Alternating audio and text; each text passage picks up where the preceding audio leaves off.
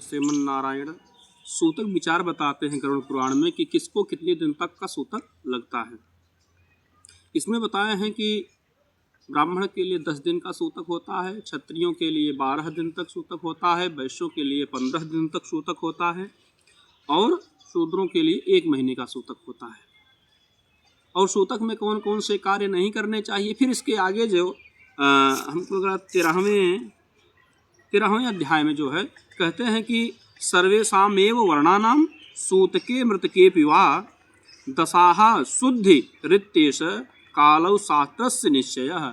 और सभी लोगों का जो है 10 ही दिन में शुद्धि हो जाती है। और ब्राह्मण की भी 10 दिन में, क्षत्रिय की भी 10 दिन में, वैश्य की भी 10 दिन में और सेवक शूद्र की भी 10 दिन में निवृत्ति वर्ण से हो जाती है। अब कहते हैं कि जन्नाशोच और मरणाशोच में सब वर्णों को 10 दिन तक का ही सूतक है।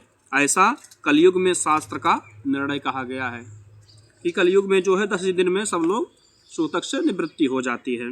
और सूतक में कौन कौन से कार्य नहीं करने चाहिए, कहते हैं आशीर्वादनम देव पूजा प्रत्युत्थानाभिवंदनम पर्यंके शयनम स्पर्शम न कुर्यात् मृत सूतके संध्यादानम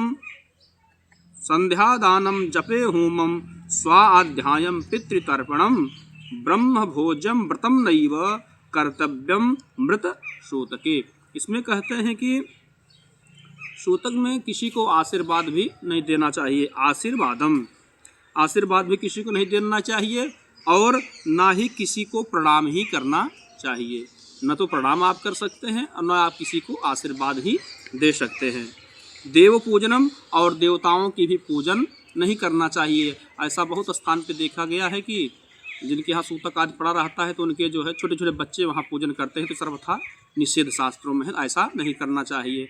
न तो आप आशीर्वाद दें, न प्रणाम करें, न देवताओं की पूजा ही करनी चाहिए और न ही किसी को प्रणाम करना चाहिए, अभिवादन करना चाहिए और खटिया पर सोना भी नहीं चाहिए और स्पर्श करना आदि कार्य न करें। संध्या नहीं करना चाहिए, त्रिकाल संध्या भी लोग कर रहे हों वो भी नहीं करनी चाहिए।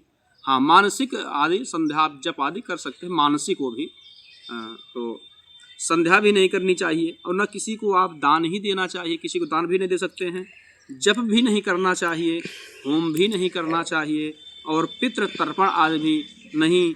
ब्राह्मण भोजन आदि सूतक में ना करे। जो लोग नित्य नैमित्तिक काम कर्मों को सूतक में करते हैं उनके किए हुए सब कर्म नष्ट हो जाते हैं, नाश हो जाते हैं।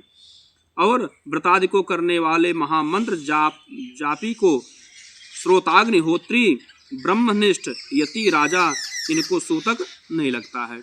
अब इसमें बता रहे हैं कि सूतक किनको लगता है अन्य वर्णों को और किन लोगों को सूतक नहीं लगता है। इसके विषय में भी कह रहे हैं कि व्रतादियों को करने वाले महामंत्र जापी को और श्रोताग्निहोत्री को और ब्रह्मनिष्ठी को, यति को, राजा को सूतक नहीं लगता।